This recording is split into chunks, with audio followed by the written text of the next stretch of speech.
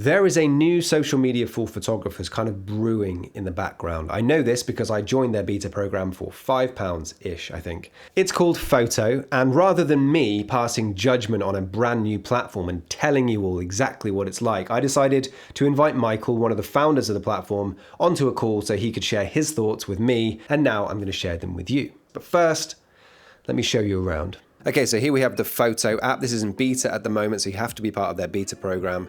If I hit that, you'll see it goes to the last place that I was, which is my profile. Across the bottom here, you have the home feed, which is like the scrolling feed. You have the search, which is all the people on here. You have post a photo, notifications, and you have your profile. On your profile, you have your name, your tag, your website, your profile picture, your bio, and your follower and following. That's actually hidden on the public end.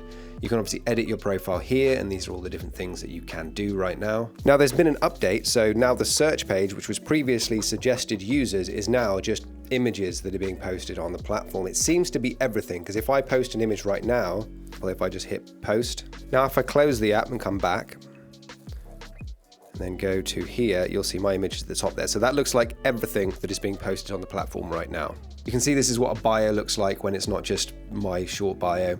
And here is the grid. The grid's interesting because it's sort of masonry style. There's no cropping. So everything that you can see is the photo. So there's two columns, masonry style. If you post landscape or portrait, this is how it shows, which is nice and neat. You'll notice there's no follower and following. As I said, they're keeping that hidden along with the likes metric. So you can see that there are 4 comments on this photo, but there are no likes. That's because it's hidden. If I like that photo, you can see. So you can't zoom in right now, but I would imagine that's something that they will add. As I said, this is in beta, so I'm not going to damn them for not letting me zoom in. I'm sure that's something that's coming. But essentially, that is the app. Now let me show you some of the conversation that I had with Michael, who's one of the founders of this app. And something that really interested me was how he talked about images. I think for me, it's just making it image centric. I just feel like for a long time, social companies and big tech it's just been so much video. Like they're just so focused on video. And yeah, like you can post images on places, but they don't really serve all the problems associated with images, like just even presentation, like how can you search them? Like you can do really cool metadata things with images that like nobody's really tapped into that well yet, like Flickr kind of did back in the day. But Flickr had social elements to it, but it was more about the photo library and the searchability of those photos. For example, you might not know this, but when you take a photo, all of the data is stored in that photo, and when you'd upload it to Flickr, it would know literally what lens you took that photo on, which would mean you could click on that and see all the photos taken on a particular lens. This is amazing if you're trying to buy a lens, because you can literally just search for everything taken on that lens. It is wild to me that Instagram strip away that data. Just imagine if Sony had a shop page where they could sell their lenses in-app, and you could click on it and there's just loads of user-generated content taken on that exact lens, purely because that data is there. Now, that's not necessarily what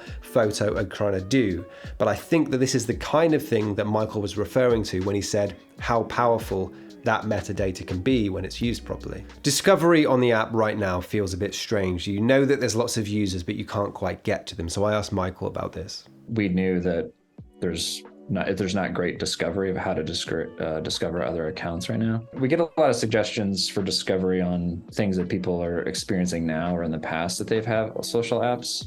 And some of that's great. Some of it we also want to try to innovate and just not replicate what other places have done. We want to also take our time a little bit and think about how can we make search better or different. Like we don't want to just slap like hashtags or like genres all over the place that you follow.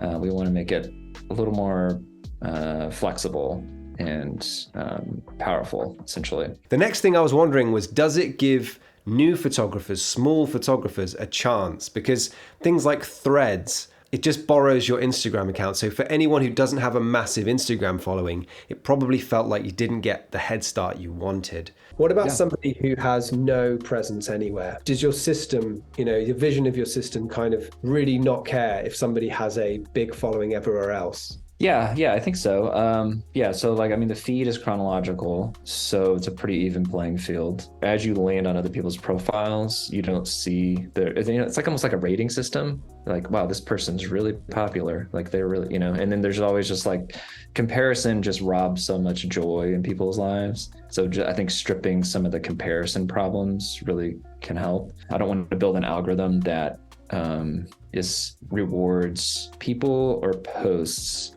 that create drama and attention, because I think that's part of what we don't like about current social media. The harsh truth about making an app like this, especially something that's going to be storing so much data, is that it costs money. So I asked him, how are they going to keep the lights on? Are ads something that are coming? Ads are like absolute last resort. We're going to try to monetize through every other means possible except ads. We would like to keep it ad free, and it kind of forces ourselves to innovate, right? And try to come up with like, how can you make money without ads? Last resort would be free tier with ads and pay a monthly fee, and ads are completely gone.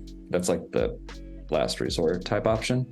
Something that's really important for photographers is a good desktop experience. Now, there isn't currently a desktop experience for photo because it's so new. So I asked him about that and whether that's part of the vision.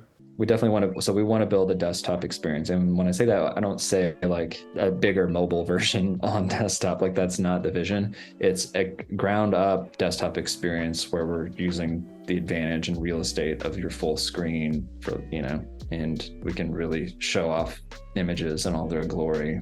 But that's definitely a big thing for us that we want to build, and we've gotten a lot of requests for that. Now, the knee-jerk reaction to a new photography social media is probably a cynical one, so I simply gave Michael the chance to kind of answer that point of view. I think for us, it's just don't discount us like immediately. At minimum, like just watch what we do and what we build, and like how we handle ourselves and how hard we work, and see where we're going. So I would just say, just be patient and just watch what we do. I think we'll be able to prove ourselves that what we're doing is like genuine. And he's not wrong. I'm part of the beta program for this. This isn't something they asked me to join. This is something I paid £5 to join just so I could see what was going on. I could watch the app being built and I could get their communication. And they've been communicating a lot, talking about all of the different things that they're building, sharing their roadmap. It's quite interesting to watch. In my opinion, the best way of keeping up with what they're building in the photo app is just follow them on Instagram or Threads, where they're sharing what they're building daily. And guess what? YouTube thinks that this video is the best one for you to watch next. So I guess I will see you there.